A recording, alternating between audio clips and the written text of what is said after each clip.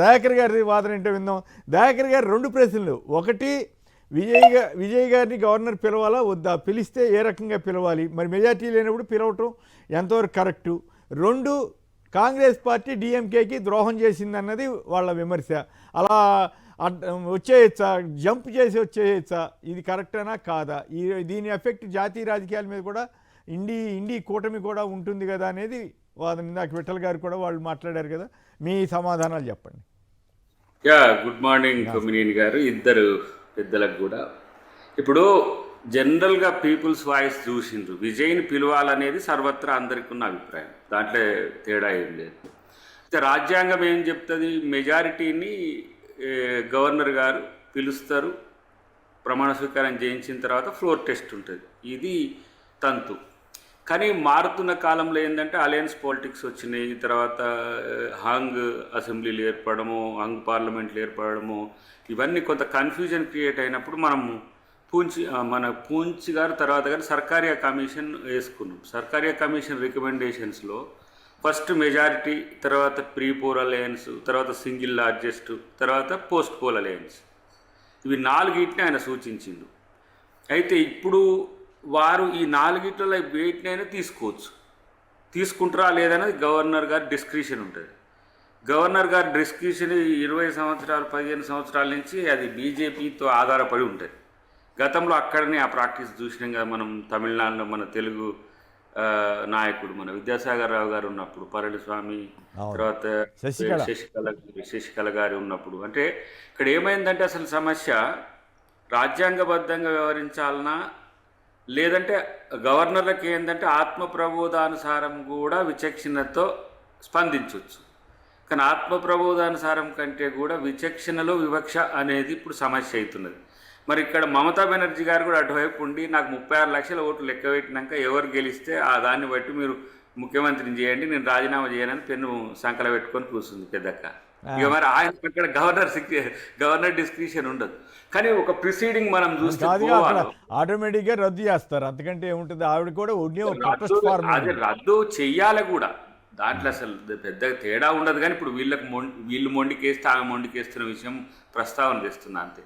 ఇప్పుడు గోవాలో వాళ్ళకు 14 సీట్లు వచ్చిన తర్వాత పోస్ట్ పోల్ అలయన్స్లో ఇద్దరు మేము గవర్నర్ గారికి లెక్క రాసిచ్చిండు, మేము బీజేపీ గవర్నమెంట్తో ఉంటామని. అప్పటికి కూడా 17 బీజేపీ అయినా కూడా బీజేపీని పిలిచి పోల్ టెస్ట్ పెట్టి మిగతా పార్టీలో ఉన్న వాళ్ళని తీసుకోవడానికి ప్రయత్నం చేసిండు. మధ్యప్రదేశ్లో కూడా మీరు ఒక్కటే సీటు తేడా ఉంటుంది, 113, 112. 112 అప్పుడు 12 మంది రాజీనామా చేస్తారు, 100కు వస్తుంది. 100కు వచ్చినప్పుడు ఫ్లోర్ టెస్ట్ చేస్తారు, అప్పుడు 113తోని బీజేపీ గెలుస్తుంది. తర్వాత వీళ్ళు రాజీనామా చేసిన వాళ్ళు బీజేపీ నుంచి పోటీ చేసి గెలిచి మళ్ళీ సభలకు వస్తారు. కర్ణాటకలో అదే ప్రయోగం చేశారు కదా, సేమ్ అదే ప్రయోగం కర్ణాటకలో అదే చేశారు. మహారాష్ట్రలో వాళ్ళు నెల రోజులు సమయం ఇచ్చినా ఆయన ప్రూవ్ చేసుకోలేకపోయిండు. అప్పుడు ఏం చేసిండ్రు, మళ్ళీ 32 మంది ఎన్సీపీని చీల్చి 32 మంది మీద ఐటీ రైడ్స్ చేసి మళ్ళీ తీసుకొచ్చి షిండేకి కలిపి షిండేని ముఖ్యమంత్రిని చేసింది. ఇట్లా మీరు బీజేపీ డిస్క్రిషన్లో అంటే విచక్షణలో వివక్ష ఉంటుంది. బీజేపీ అనుకుంటే విజయ్ సీఎం అవుతాడు. అసలు ఇప్పుడు ఆయన ఏంది, నేను బీజేపీకి వ్యతిరేకంగా ఉంటా అన్నందుకు అది శిక్ష. లేకపోతే ఆ తుకుడా పళనిస్వామి నుంచి ఏఐడిఎంకే నుంచి 10 మందినో 15 మందినో, లేకపోతే ఏఐడిఎంకే విజయ్ కలిస్తే కూడా సమస్యలు ఎక్కువ. ఆయన బీజేపీకి వ్యతిరేకంగా ఉంటా అన్నాడు, కాంగ్రెస్తో కూడి ఉంటా అంటాడు కదా. అమ్మ కాంగ్రెస్తో ఉంటే కలవదు అక్కడ, ఎందుకంటే బీజేపీ కాంగ్రెస్తో కూడిన కూటమికి వాళ్ళు అసలు సహకరించరు. నేనేమంటే ఇప్పుడు ఇండియా కూటమిలో మమతా బెనర్జీని ఓడగొట్టిండ్రు, ఎట్ ద సేమ్ టైము ఓడగొట్టిండ్రు అంటున్న పదాన్ని చాలా జాగ్రత్తగా. ఇక్కడ స్టాలిన్ ఓడగొట్టిండ్రు, కానీ ఇండియా కూటమితో ఉంటా అన్న విజయ్ని కూడా గెలవనియరు. ఇది రాజకీయం అక్కడ. కాబట్టి నాకు నచ్చిన ప్రకారం ఇవన్నీ చర్చలు జరిగిన తర్వాత ఏదో ఒకటి ప్రెషర్తోని ఇప్పుడు మనోడు కూడా కొంచెం తిక్కే, విజయ్ కూడా మళ్ళీ రాజీనామా చేసినా చేస్తాడు.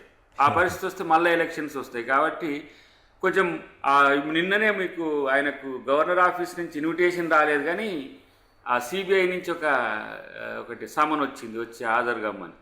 అది బ్లాక్ మెయిల్ కొరకే వచ్చి మాతో కలిసి ఉండు, లేకపోతే మేము చెప్పినట్టును ఓ సంవత్సరం పాటు ఓ 10 మందిని అటు ఇటు వెసులుబాటు కల్పించి తర్వాత దాన్ని గొలగొట్టొచ్చు అనే ఎత్తుగడతో బీజేపీ ఉంటుంది. ఇంతకంటే ఎక్కువ బీజేపీ ఊహిస్తుంది, ఇంతకంటే ఎక్కువ బీజేపీ ఆలోచిస్తుంది అని కూడా మనం అనుకోవడానికి లేదు.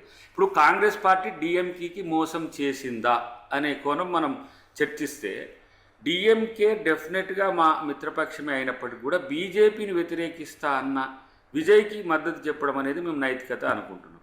దాంట్లో ఇంకో మీరు వర్సటాలిటీ చూస్తే డిఎంకే మేము కలిసి ఉన్నాం కాబట్టి మేము విజయ్తో కలిసి రామని కరాఖండిగా సిపిఐ, సిపిఎం, తర్వాత వీసీకే అని ఉంటుంది మా తిరుమల పార్టీ, ఆ మూడు కరాఖండిగా చెప్పినాయి.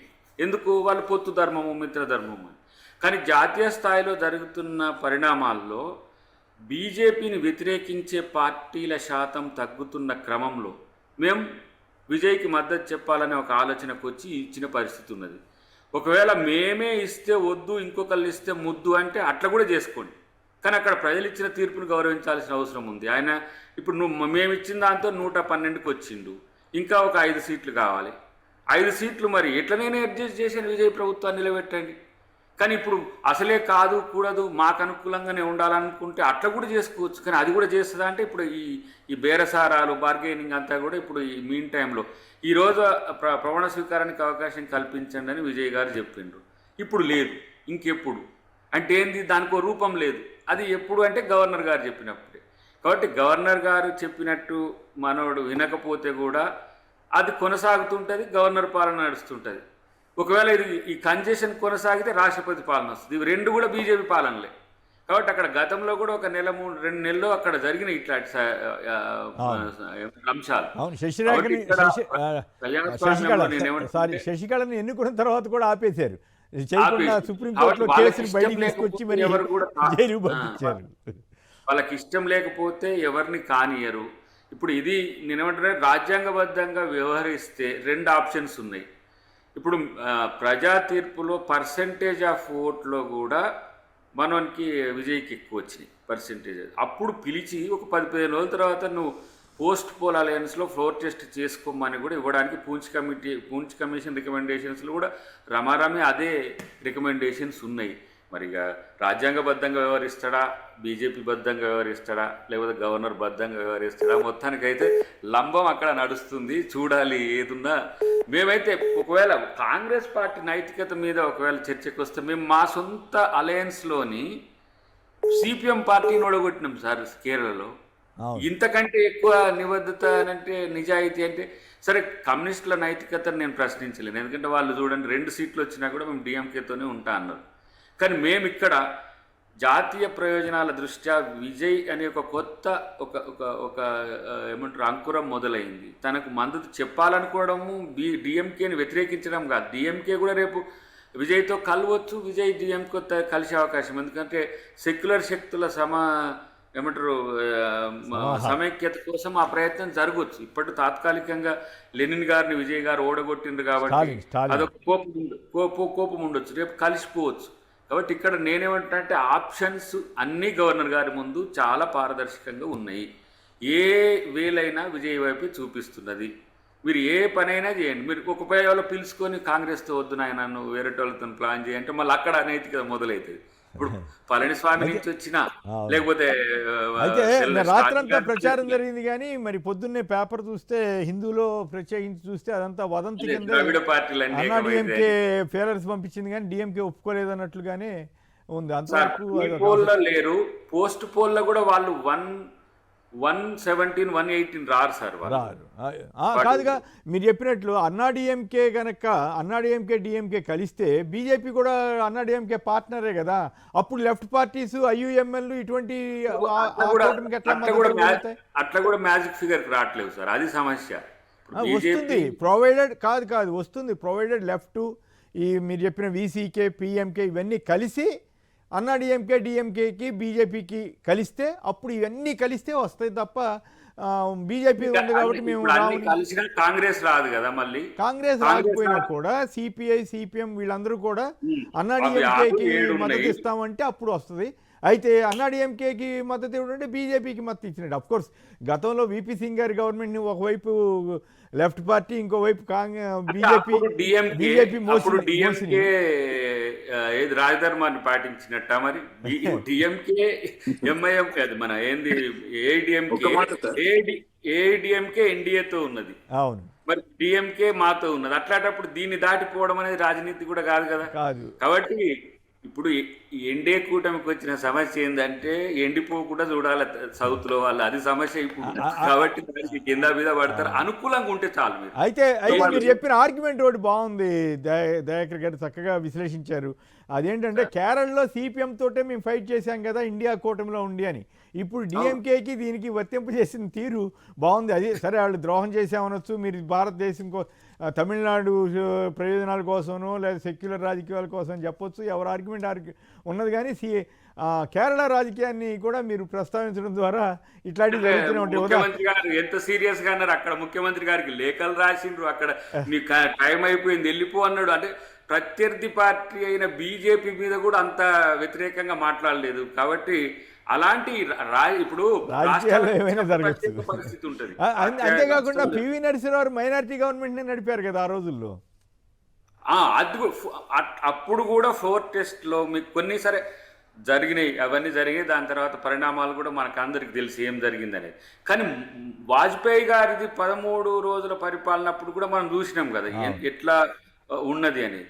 నేనేమంటున్నంటే గెలుస్తాయి ఓడిపోతాయి సార్, కానీ రాజ్యాంగబద్ధంగా ఉండాల్సిన వ్యక్తులు ఉండాలి, వ్యవస్థలు ఉండాలి. మనం ఉండొచ్చు, మేము ఇప్పుడు రాజకీయంగా ఈల్డ్ అయి మాట్లాడతాం కొన్ని సందర్భాల్లో, కొన్నిసార్లు ఎథికల్గా అనిపించవచ్చు, కానీ ప్రజల కోణం ఉంది కదా, అది నిజాయితీగా ఉంటుంది. అది దానికి నేను వింటున్న దాని ప్రకారం అయితే విజయ్ పార్టీ ఎక్కడా కూడా డబ్బులు తీసుకోవడం కానీ డబ్బులు పంచడం కానీ ఇట్లాంటివి చేయకుండా, బహుశా ఈ మధ్యకాలంలో భారతదేశంలోనే అదొక కొత్త ట్రెండ్. నిజానికి తెలుగు రాష్ట్రాలు మరీ డబ్బు మయమైపోయి నానా గందరగోళంగా ఉన్నాయి. సో అటువంటి వాటికి తమిళనాడులో విజయ్ పార్టీ చేసినటువంటి ప్రయోగం చాలా ఆదర్శం. దేశం అంతా కూడా అట్లా మారాలని మనం అడ్జసెంట్ జిల్లాలను కూడా అడిగినాం సార్. ఎవ్వరు కూడా విజయ్ ₹1 ప్రజలకు పంచలేదు. ఏ రాజకీయ పార్టీ కూడా పంచకుండా ఉండని స్థితి అయితే ఉంది కదా, మనం అందరం తెలుసు కదా. అబద్ధాలు చెప్పొచ్చు కాక మీడియా ముందు, కానీ ప్రతి ఒక్క పార్టీ పంచుతుంది. నేను మొన్న గుంటూరు పోయినప్పుడు అటు మన ప్రకాశం వాళ్ళని కూడా అడ్జసెంట్ జిల్లాలను అడిగితే ₹1 ఓట్ల కోసం అయితే విజయ్ పంచలేదు. కాబట్టి అట్లాంటి రాజకీయాన్ని స్వాగతిస్తే బీజేపీ పార్టీ ఫండ్ మీద డబ్బులు వసూలు చేయటాలు అవి కూడా ఏం చేయలేదంట. అది అంటే ఉన్న పరిస్థితిలో. కానీ నిజానికి మోడీ గారు దేశంలో మంచి రాజకీయాల్ని, నిబద్ధత నీతితోటి చేయాల్సిన రాజకీయాలని, ఈ ఓట్ల కొనుగోలు ఇటువంటి వాటన్నింటినీ కంట్రోల్ చేయడానికి ఇది ఒక మంచి అవకాశం విజయ్ ప్రయోగం అని. అటువంటి వాటిని ఆయన ఎంకరేజ్ చేస్తే మంచిది. కానీ మరి కేజ్రీవాల్ అంతటి వాడిని తీసుకెళ్లి జైల్లో పెట్టారు, ఆ కథ వేరనుకోండి. రైట్, విఠల్ గారు సార్ ఒక్క మాట, మేము విజయ్ గారిని ముఖ్యమంత్రి చేస్తామని అన్నా డిఎంకే గతంలో ఎన్నికల కన్నా ముందు పొత్తు ప్రయత్నం చేసినా ఇప్పుడు కూడా మాకు మద్దతు ఇస్తామని అంటున్నాము. అవును, కానీ ఆయన ఒప్పుకోవట్లేదు కదా. కాదు మీ లక్ష్యం వేరు, మీ కథ వేరు. మీరేంటి, మీరు మీ సిద్ధాంతాలకు అనుగుణంగా తీసుకురావాలని మీ ప్రయత్నం. ఆయన ఆ సిద్ధాంతానికి వ్యతిరేకం, నాకు మనుషులు ముఖ్యం మతం కాదు అంటున్నాడు ఆయన. పవన్ కళ్యాణ్ అంటే గౌరవిస్తాం సార్, ఇప్పుడు ఆయన సిద్ధాంతాన్ని మేము గౌరవిస్తాము. ఇప్పుడు మేము అక్కడ ఉన్న అన్నా డిఎంకే విజయ్ గారిని ముఖ్యమంత్రి చేయడానికి ఇప్పుడు కూడా సానుకూలమైన ఆయన నుంచి స్పందన లేనందుకు కదా. ఆయన స్పందన ఏముంది, మీరు గవర్నర్ కి మీరు ఇచ్చేయండి అంటే అయిపోయి ఒక మాటలో అయిపోయేదానికి మళ్ళీ మీకు మద్దతు ఇవ్వాలా?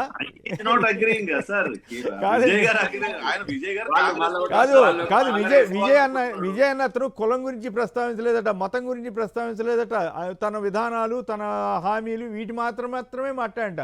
అలా రాజకీయం చేసే పరిస్థితి ద్రవిడ అస్తిత్వ రాజకీయాలు కూడా చేయను నేను అన్నాడు. ఇంతకుముందు దయాకర్ గారు అన్నట్టు దేశ రాజకీయాలు కొత్త వరవడు సార్, డెఫినెట్ గా స్వాగతించాల్సిందే. డబ్బు రాజకీయాలు, కులమత రాజకీయాలకు అతీతంగా విజయ్ గెలిచినట్టు స్వాగతించాలి. రాజ్యాంగం ప్రకారం కేంద్ర ప్రభుత్వం కూడా నిర్ణయం తీసుకుంటారు, రాజ్యాంగం ప్రకారం గవర్నర్ కూడా నిర్ణయం తీసుకుంటారు, తప్పకుండా తీసుకోవాలని ఆకాంక్షిద్దాం. మీరు కూడా కాస్త ప్రజల వైపునే మాట్లాడుతున్నందుకు ధన్యవాదాలు, కానీ నిజాయితీ వైపే మాట్లాడుతున్నందుకు ధన్యవాదాలు.